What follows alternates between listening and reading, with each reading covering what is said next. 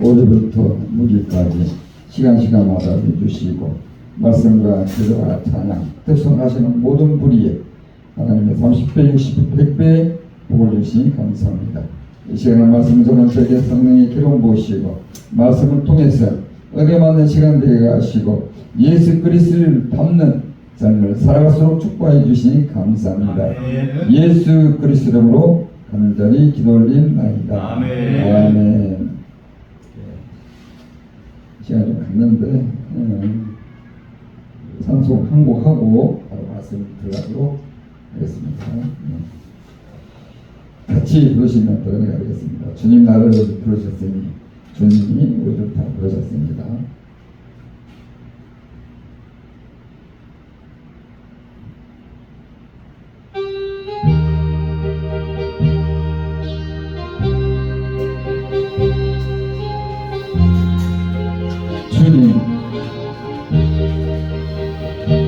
주님 나를 부르셨으니 주님 나를 부르셨으니 내 모든 정성 주만 위에 바치세 주여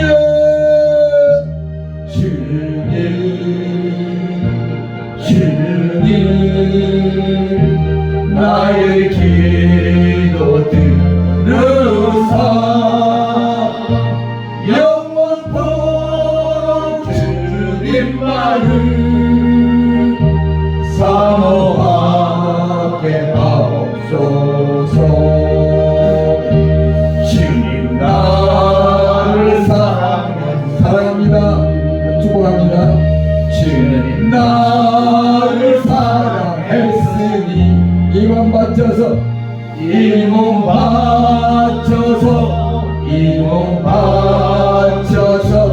주만 따라 주님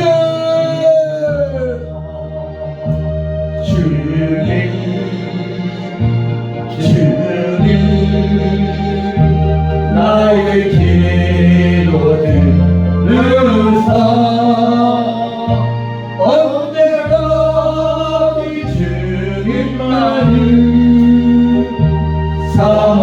사모하게 하옵소서.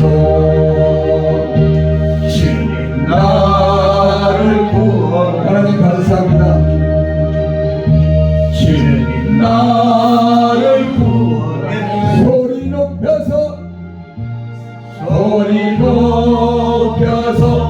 소리 높여서 주만 찬양하니 주님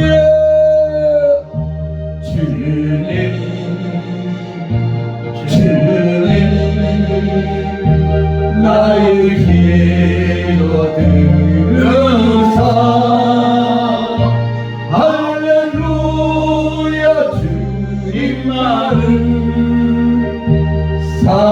사모하게 하옵소서. 아멘. 할렐루야. 제가 목사님 교회, 주님의 교회, 말씀의 교회 제가 자주 왔습니다. 그래서 올 때마다 목사님 사모님이 열심히 보험자하고 또 기도하고 찬양하고 제가 올 때마다 은혜를 받고 또 도전을 받고 믿음으로 살아가고 있습니다. 오늘 말씀은 순종의 복, 여러 가지 많이 있는데 순종의 복이라는 내용으로 말씀을 선포하겠습니다. 지켜 행하는 자에게 말씀을 듣고 순종하고 지켜 행하는 자에게 하나님의 놀라운 복이 쏟아집니다. 구약의 복 개념은 신약의 복 개념과 그 내용이 있어 많은 차이를 보입니다.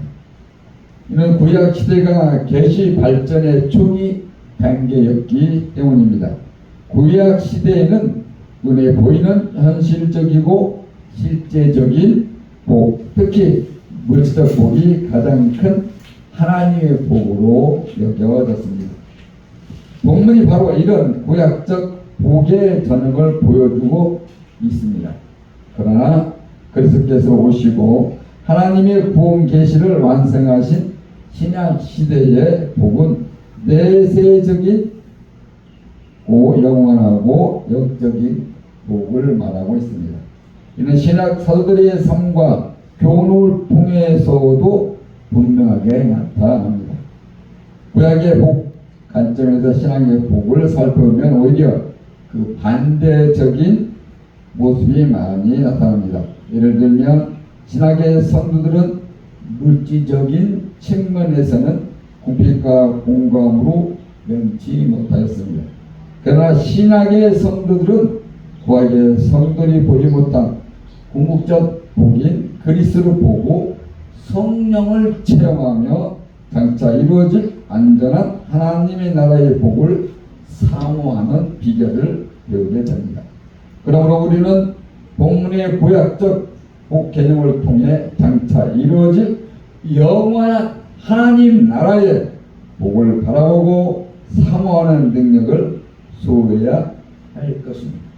그렇다면 하나님의 말씀에 순종하고 그 말씀에 따라 자루로나 지어지지 않는 신약의 성들은 어떤 복을 누리게 됩니까?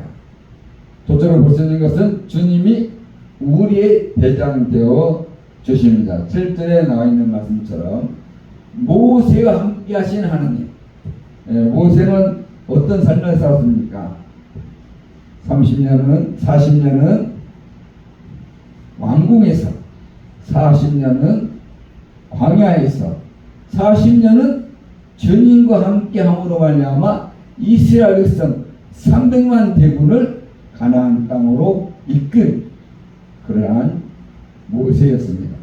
오늘 말씀을 통해서 하나님의 말씀에 순종하는 자, 저와 목사님, 성도들은 하나님의 이끌림을 통해서 성령의 이끌림을 통해서 살아가는 자가 이 땅에서도 형통하게 되고 잘되게 되지만은 마지막에 천국에 들어가는 것이 가장 큰 복인 것입니다. 하나님께서는 이스라엘 백성에게 당신의 군대 대장에 대해서 앞장서서 침략하는 대적들을 물리쳐 주시겠다고 약속하셨습니다. 실제 하나님께서는 출애굽하는 이스라엘 백성들 이대에 당신이 친히 전사가 되셔서 바울의 군사들을 홍해에 수장시켜 줬습니다. 출애굽기 14장 14절에 보면 여호와께서 너희를 위하여 싸우시니 너희는 가만히 있을지니라.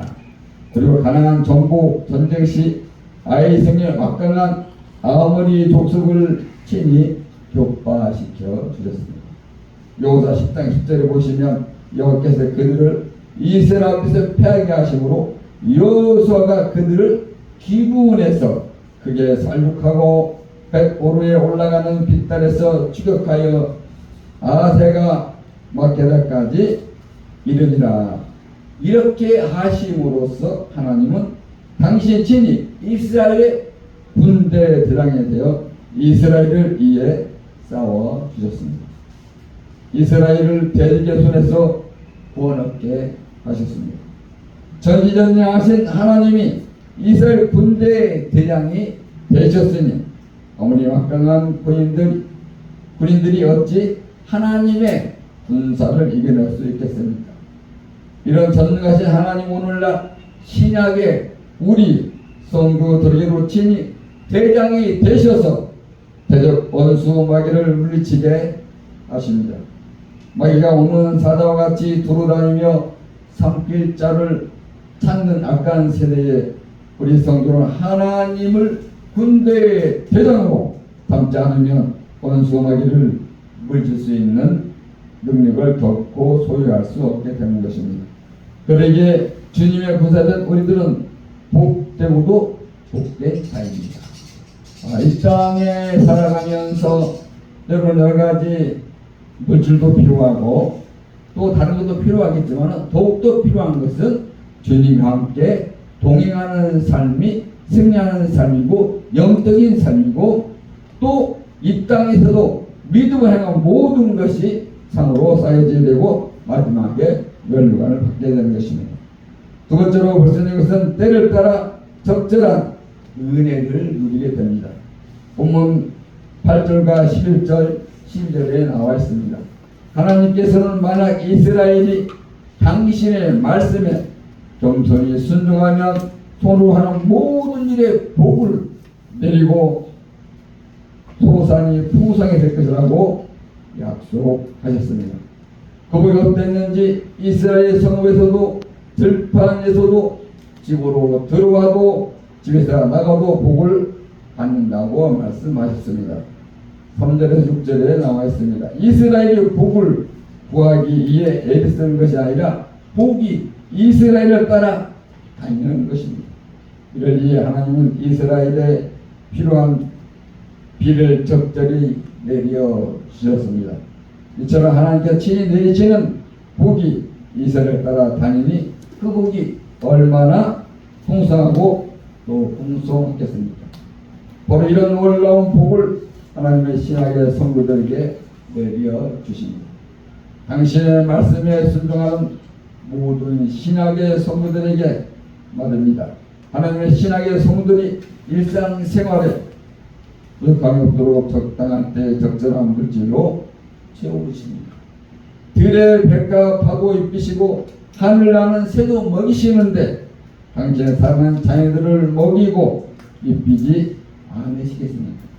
마태복음 6장 26과 30절 보시면 공중의 새를 보라 심지도 않고 거두지 않고 창고에 모아 들이지도 아니하되 너희 하늘 아버지께서 기르시나니 너희는 너희들보다 귀하지 아니하나. 20절 말씀에 너희 중에 누가 염려으로 걷기를 한자라도 더할 수 있겠느냐. 28절 말씀에 또 내가 어찌 의복을 위하여 염려하느냐. 들의 백합은 어떻게 자라는가 생각하여 보고 수고도 아니하고 결산도 아니하느니라. 29절 말씀에 그러나 내가 내게 말하니 솔로몬의 모든 영광으로 입은 것이 있고 하나만 갖지 못하였느니라. 30절 말씀에 오늘 이때가 내일 아궁에 던지는 들불도 하나님 이렇게 입히시거든 하물며 너희일까 보냐 믿음이 작은 자들아. 히브리 11장 6절 말씀에 보면 믿음이 없이는 하나님을 기쁘시지 못하니 하나님께 나아가는 자는 반드시 그가 계신 것과 그가 자기를 찾는 자들에게 상 주심을 믿어야 할지니라. 하나님의 말씀을 믿고 가는 자에게 이 땅에서 질병이 있습니까? 문제가 있습니까? 아니면 필요한 것이 있습니까? 자녀를 위해서, 아내를 위해서, 교회를 위해서, 또 대한민국을 위해서, 세계를 위해서 말씀을 가지고 기도할 때, 믿음으로 기도할 때 믿음의 역사가 일어나게 되는 것입니다. 그다음에 하나님의 이후에 더 놀라운 복을 주십니다. 그에게 성들이 받지 못한 하늘의 신령한 복, 즉 모든 복 가운데 가장 큰 복인 성령을 선물로 보내셔서 온갖 아름답고 신령한 성령의 열매를 심령하듯 맺게 하는 복을 베푸시는 것입니다. 갈라디아서 5장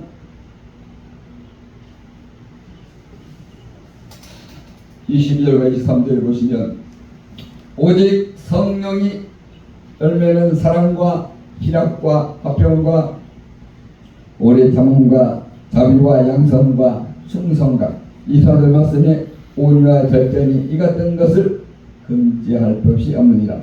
이런 복은 단순히 현실적이고 일시적인 물질의 복과는 비교도 할 수 없는 근원적이고 영원한 하늘의 선물입니다. 그러기에 신약 성도는 그에게 성도와 달리 보다 더 성숙된 하늘의 신령한 복을 삼아오는 자들이 되어야 하는 것입니다. 성령과 함께할 때 승리하는 삶을 살게 된 것입니다. 저도 이 땅에서 살아가면서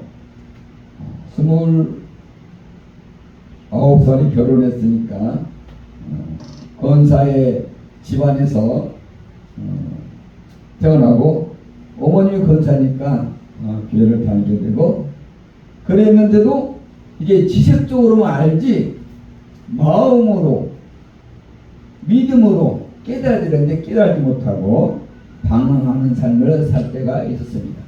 그래서 주일은 교회 가고 또 세상에 나가 살고 그러다가 주님을 만나는 기회가 되었습니다. 그래서 교회를 다니면서도 술도 먹고 담배도 피우고 그러한 삶을 살았었는데 주님이 함께 하시니까 성령이 함께 하시니까 하루아침에 담배도 끊게 되고 술도 끊게 되고 주님과 동행하는 삶을 살게 되더라고요. 바로 1장 8절 말씀이 오직 성령이 너에게 임하시며 너희가 권능을 받고 예루살렘과 온 유대와 사마리아 땅까지 이런 내 증인이 되리라 하시니라. 제가 이 말씀 때문에 지금까지 온 거예요. 27에 변화받아서 29에 결혼하게 되고 그러면서 주일요일 길을 가면서 어려운 일이 많이 있지 않습니까? 그럴 때마다 이 말씀 붙들고 오직 성령이 너에게 임하시냐 그 말씀 때문에 지금까지 살아가는 겁니다. 우리 여러 목사님, 사모님 또한 다른 성도님들도 우리가 말씀을 믿고 나갈 때 성령이 함께 나갈 때 고난이 있을 때나 슬픔이 있을 때나 어려움이 있을 때나 기쁨이 있을 때나 믿음으로 성령으로 살아가게 되는 것입니다. 그러한 자가 이 땅에 성통하게 되고 마지막에 천국에 들어가는 거 아니겠습니까? 우리의 목적은 어디입니까? 천국입니다. 이 땅에서 형통한 삶을 사는 것도 좋지만 더 중요한 것은 하나님 나라에 들어가는 것입니다. 할렐루야. 세 번째로 볼 수 있는 것은 아름답고 존귀한 영광을 얻게 되는 것입니다. 하나님께서는 이스라엘이 당신의 말씀에 순종하며 땅에서 천하 만민이 존귀하게 되고 모든 민족의 머리가 될 정정 꼬리가 되지 않게 하시겠다고 약속하셨습니다. 곧 땅 위에서 존귀하고 뛰어난 명성과 영광을 얻게 하시겠다는 말씀입니다. 비록 이스라엘은 작고 연약했지만 그 벽 위에 천지의 주 되신 하나님이 계셔서 땅의 모든 족속들을 이스라엘 앞에서 두려워 떨고 이스라엘은 그를 위해 찬란한 영광을 드러내며 군림할 수 있는 것입니다. 실제로 이스라엘은 하나님의 말씀을 청종하며 신앙의 번성기를 추구하던 다윗과 솔로몬 시대에 저번에 모든 이방나라를 부속시키며 번영과 영광의 한기를 맞이하였습니다. 마찬가지로 이런 축복은 신학의 성도들에게도 결코 예일 수 없습니다. 비록 신학의 성도들이 땅에서는 나그네라 혹은 미천한 자라 여김 받을 때도 있지만 끝까지 주님의 말씀을 붙들고 자루나 우루나 치심 없이 하늘 청선을 향해 곱게 나아갈 때 믿음으로 나아갈 때 우리는 주님이 함께함으로 올라가마 종자가 되고 명성을 얻게 되고 그렇게 사모하는 자에게 하나님이 함께한다고 말씀하고 있습니다. 사도 바울은 잠시 잠깐 후에 참여할 수 있는 놀라운 영광을 자리를 사모하며 땅에서 온갖 비천을 즐거움으로 감수하였습니다.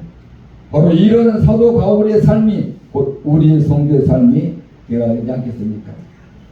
사도행전 16장 25절 말씀에 바울과 실라가 복음을 전하다가 문제를 만났습니다. 어려움을 만났습니다. 감옥에 들었습니다. 그러다 어떻습니까? 실망하고 자주하고 낭망하지 아니하고 오히려 거꾸로 기도하고 찬양했더니 온 문이 열리고 31절 말씀에 주 예수를 믿으라. 그럼 너와 내 집 구원을 받으리라 하고 할렐루야. 말씀을 전해드리겠습니다. 사랑하는 성도 여러분, 우리의 주인은 예수 그리스도 그분이 대장되십니다. 또 그분이 함께하는 자에게 은혜를 주십니다. 때를 따라 비를 내려주시고 때를 따라 응답을 주시고 여러가지 형편과 처지가 있겠지만 교회가 크든 작든 잘 살든 못하든 주님의 은혜 가운데 사는 것이 우리의 삶이 아니겠습니까? 그래서 5장 16, 17, 18절 하세요. 항상 기뻐하라. 할렐루야. 항상 기뻐합시다. 할렐루야. 쉬지 말고 기도하라. 기도합시다. 범사에 감사하라. 그것이 그리스도 예수 안에서 너희를 향하신 하나님의 뜻이니라. 할렐루야. 하나님의 대답 주시고 하나님이 은혜를 주시고 존귀하고 영광된 삶을 사시기를 주님으로 축복합니다. 기도하겠습니다. 거룩하게 풍성하신